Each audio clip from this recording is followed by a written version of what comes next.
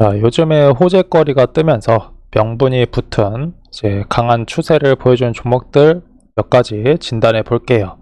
일단 당장 매매할 건 아닌데 조만간 타점을 잡을 수도 있고 이제 모니터링 하고 있는 종목들도 있습니다.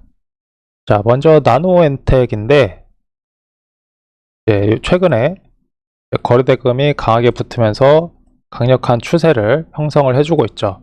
시가총액 2천억짜리 중소형주인데 다른 채널에서 본 글을 보니까 로레알과의 글로벌 뷰티테크 론칭, AIA 헬스케어와의 주식 교환을 통한 디지털 헬스케어, 이런 연합, 그리고 글로벌 호르몬 진단 시장.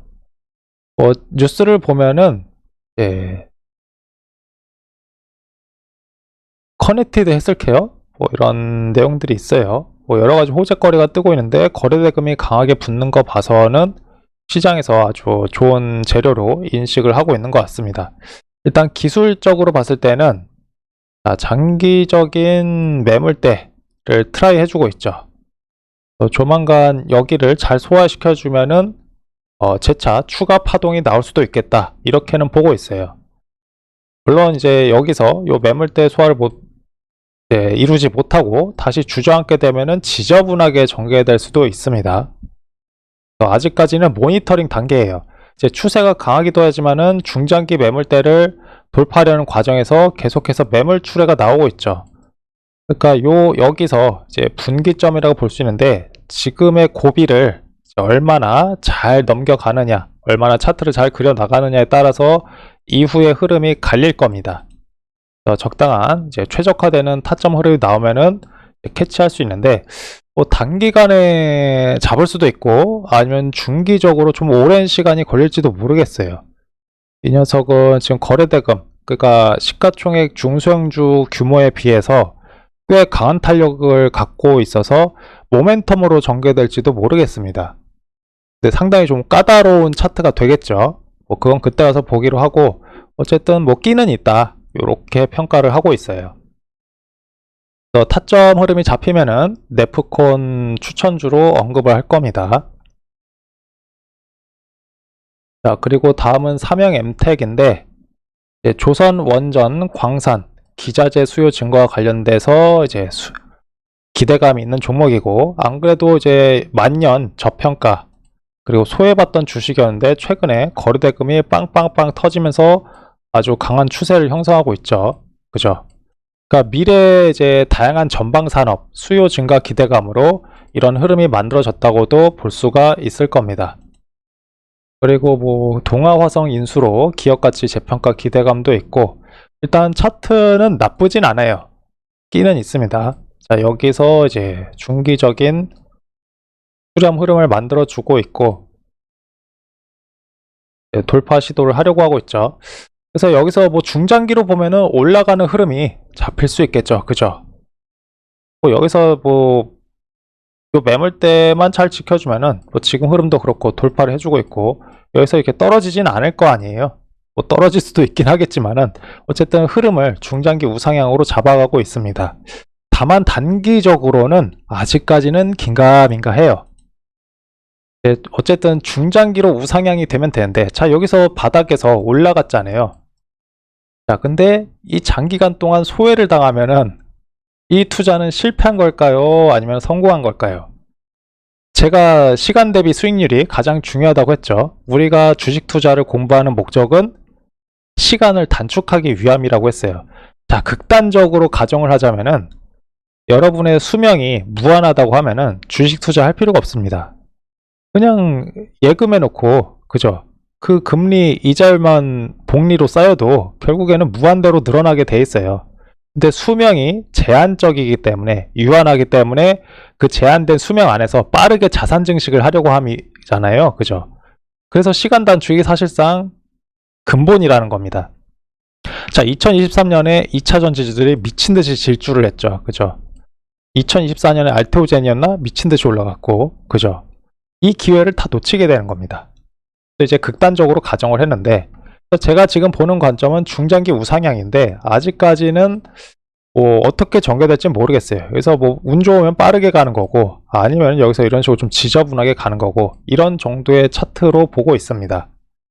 그래서 나중에 좀 더 단기적으로 급등할 만한 급소 구간이 나온다면은 그때 캐치를 하기로 하고 아직은 모니터링 단계다.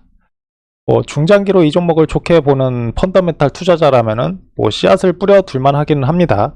근데 아직까지는 제 기준에는 들어오지는 않고 있어요. 뭐 끼는 있다, 잠재성은 있다. 요 정도로 이제 평가는 할 수 있을 것 같습니다.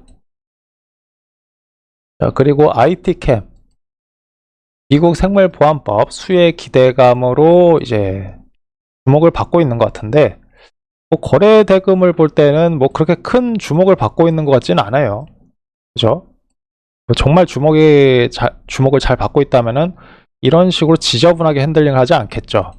그러니까 텔레그램 채널 보면은 뭐 생물보안법 그리고 뭐 CDMO, 뭐 ST팜, 뭐 바이넥스 뭐 이런 종목들에 대한 분석이 종종 올라오곤 하는데 근데 실제로 시장에서는 이들 종목들을 그렇게 좋게 보질 않습니다. 지금 시장이 정말 좋게 본다면 차트를 이렇게 핸들링하지 않겠죠. 그죠? 계속해서 소외당하고 있잖아요. 이건 오르긴 해도 흐름이 지저분하고 그죠? 다른 종목보다 어떤 상승 탄력이 그렇게 좋지가 못하잖아요. 그러니까 소외주입니다. 얘네들은 2등주예요. 3등주. 그래서 생물보안법 이거는 아직까지는 주목을 받을 만큼 무르익지는 않았다. 이렇게 보고 있습니다. 물론 나중에 갑자기 주목을 받으면서 올라갈 수도 있죠. 근데 그게 사전에 예측이 됩니까? 안 되죠. 사전 예측이 안 되면은 그거는 그냥 요행수에 의존하는 투자예요. 중요한 거는 사전에 예측이 되어야 된다. 뭐 이런 얘기를 하면은 믿지 못하겠지만은 제가 이 사례에서 보여드렸잖아요. 여기서 중장기 타점 잡고 여기서 단기 타점 잡고 단숨에 단기 타점 대비로는 단숨에 2배 여기 중장기 타점 대비로는 거의 180% 상승했잖아요. 목표가까지 제가 여기를 딱 정확하게 찝었죠. 그죠? 목표가 찍고 내려오잖아요. 그러니까 열심히 차트 패턴을 연구하면은 결국 이게 메이저 세력들의 어떤 행동을 연구를 하는 거기 때문에 이렇게 맞출 수 있는 겁니다. 그죠? 공부를 안 한 사람들이 이걸 예측 불가능하고도 얘기를 해요. 이제 책에서나 배우고 남들이 그렇다 하더라 하니까 그냥 공부도 안 하고 그런 얘기나 하는 거죠. 근데 제가 가능하다는 거를 실제로 보여드리고 있습니다. 그래서 이렇게 사전 예측을 할 수 있어야지 비중 베팅도 가능해지고 포트폴리오 운영도 이제 효율적으로 할 수 있는 거고 이렇게 갈 수 있는 거예요. 물론 이제 기업 가치 분석을 통해서 장기적인 예측을 할 수 있습니다만 여러분이 시간 단축을 하고 좀 더 단기적인 예측을 하고 싶다면은 반드시 기술적 분석으로 접근을 하셔야 된다. 이렇게 보시면 됩니다. 장기 투자는 무조건 펀더멘탈로 봐야 되는 거고 기술적 분석으로 보는 게 아니에요. 그리고 단기 매매는 차트로 보는 겁니다. 차트로 장기 예측을 하는 거는 사기꾼이고 펀더멘탈로 역시 단기 예측을 하는 것도 사기꾼이에요. 각자의 영역이 다릅니다. 이렇게 보시고 그래서 만약에 단기적으로 좀 더 효율적인 시세를 노려보겠다 하면은 반드시 차트를 연구하실 필요가 있어요. 어쨌든 말이 조금은 샜는데 IT캠은 뭐 아직까지는 매물 소화 과정으로 보고 있습니다. 여기서 돌파했다가 두들겨 맞고 그죠? 돌파했다고 좋은 게 아니에요. 여기서도 돌파하려다가 또 계속 두들겨 맞고 있고 그러면서도 이제 신규 상장 당시에 요 고점을 점진적으로 소화를 해주고 있죠. 그리고 이제 기존의 멤버십 구독자 회원분들은 아시겠지만은 제가 이 차트에서는 이제 수렴을 기다리고 있다는 거를 짐작하실 수 있겠죠. 일단은 지금 단계에서는 매매할 만한 차트는 아니고 조금 더 지켜보고 있습니다. 좀 더 매물 소화에 시간이 필요할 것 같아요. 뭐 나중에 이제 뭐 이런 이제 재료가 터지고 차트가 좀 더 최적화되면은 좋은 시세를 보여줄 수 있겠죠. 재료는 있기 때문에 이제 나쁘게 보는 것만이 아니라 아까 언급했던 ST팜도 바이넥스도 차트가 좋아지면은 다시 매매할 겁니다. 지금 안 좋다는 거지 나중에 안 좋다는 게 아니에요. 어쨌든 뭐 재료 잠재성은 있으니까 계속 모니터링은 하도록 하겠습니다. 자, 그리고 NZ NZ도 최근에 좀 탄력적인 모습이 나오다가 두들겨 맞고 있죠. 중소형주라서. 근데 이 멀티노즐 잉크젯과 멀티노즐 정밀 도출 기술 공동 개발, 이게 뭐 유리기판 쪽으로도 쓰일 수 있다고 이제 본 것 같은데,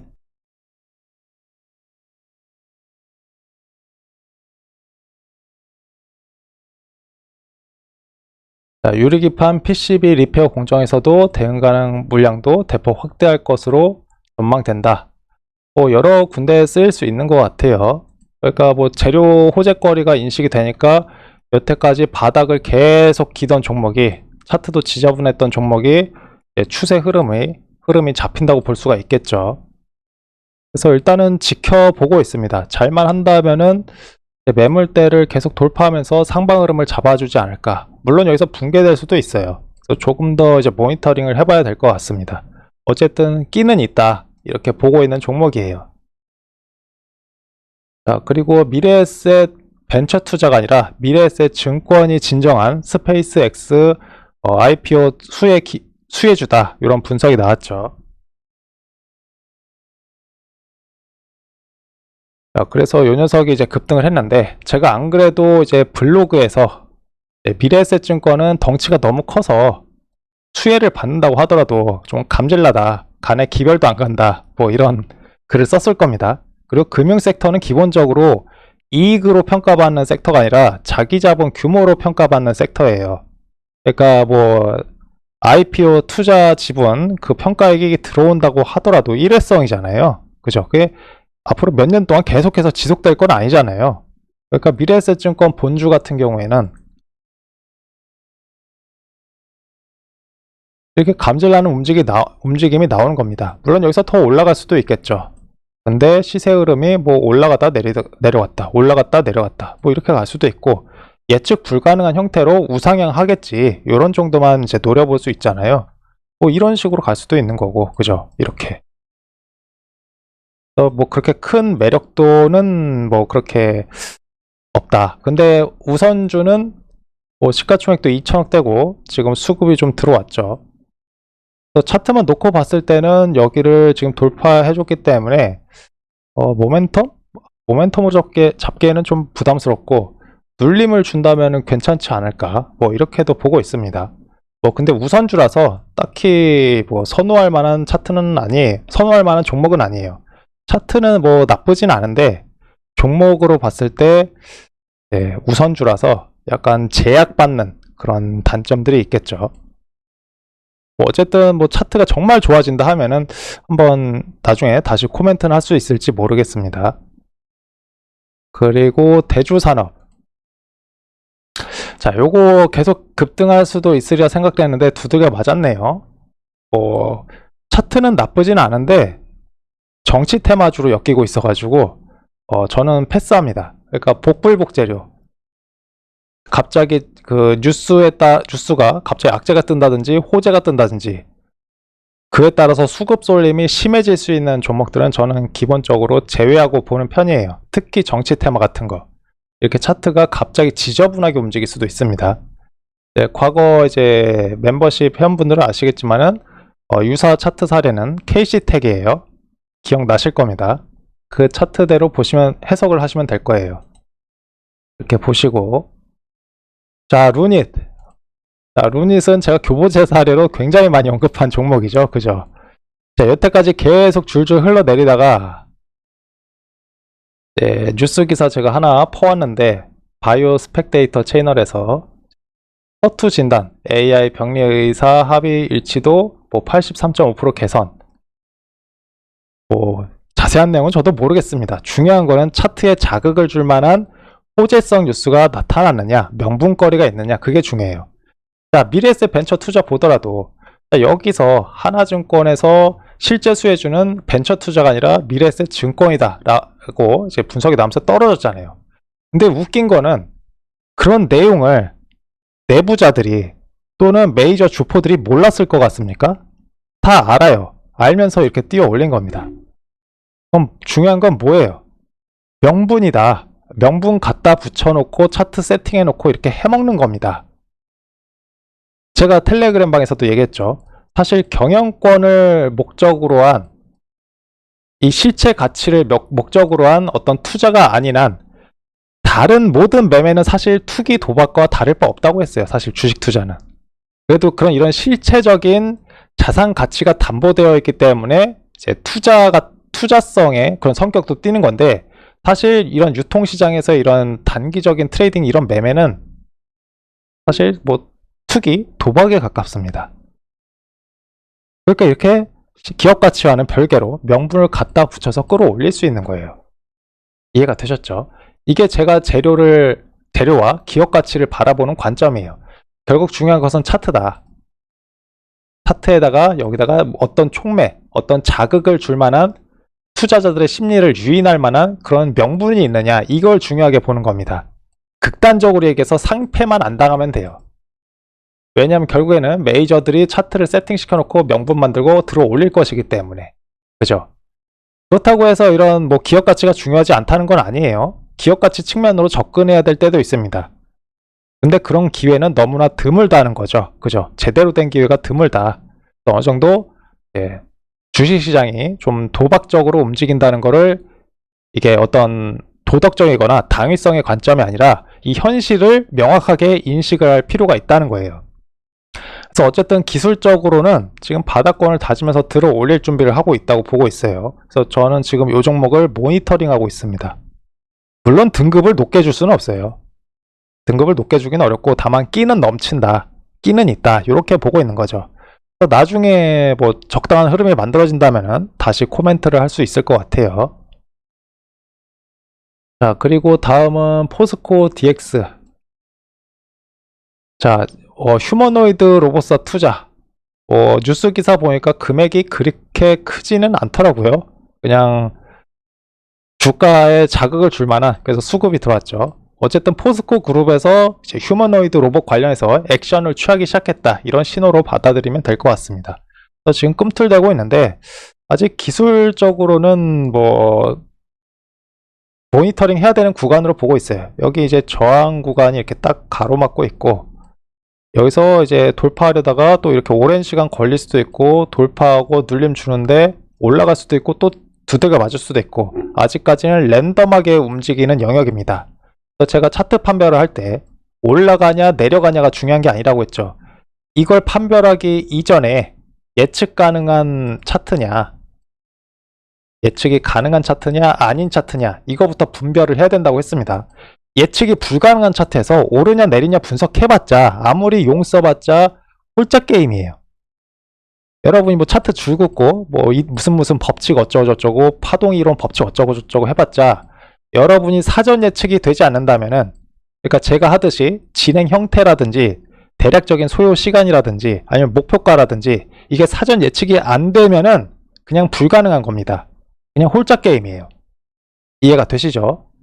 이런 사전 예측 가능한 수준이 되기 전까지는 모든 차트는 불안정하다, 사실상 홀짝 게임에 이제 가깝다, 이렇게 보시면 돼요. 현재로서는 일단은 모니터링 대기 중입니다. 아직까지는 예측 불가능한 영역에 가까운 차트로 보고 있어요. 여기서 모멘텀 받으면 여기서 뭐 또 돌파하고 이렇게 올라갈 수도 있겠는데, 올라갔다가 고꾸라질 수도 있는 거고, 그죠? 조금 더 지켜보고 있습니다. 그리고 IT센 글로벌은 최근에 또 강한 흐름이 나오고 있어요.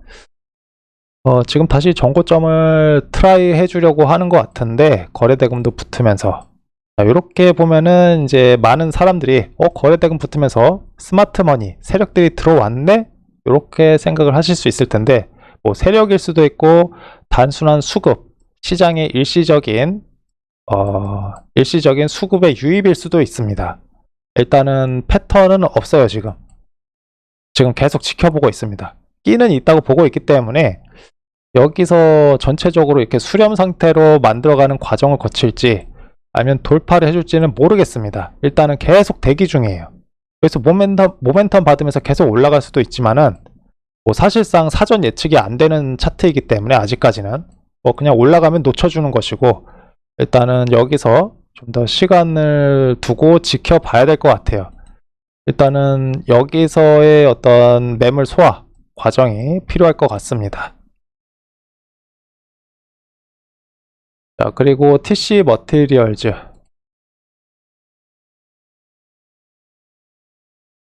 여기서 이제 미 전력 인프라 관련해서 수혜주로 꼽히고 있는데 이것도 지켜는 보고 있는데 지금 저항 구간에 이제 있죠. 여기서 한번 두들겨 맞고 다시 한번 트라이 해주는 움직임인데 일단 여기서 또 한번 두들겨 맞을 수도 있고 돌파할 수도 있습니다. 근데 제 기준상으로는 두들겨 맞는 게 좋지 않을까 이렇게 보고 있어요. 여기서 한 번 더 차분하게 매물 소화를 다져주는 게 좋다고 보고 있습니다. 뭐 올라가도 나쁘진 않은데 이렇게 되면 좀 대응하기가 까다로운 차트가 될 수도 있어요. 이것도 모니터링은 하고 있습니다. 근데 이제 좀 소형주라서 거래대금이 부족해가지고 등급은 높게 주지는 못할 것 같네요. 또 좀 끼는 있는 차트다. 좀 지켜봐야겠다. 이렇게 평가를 할게요.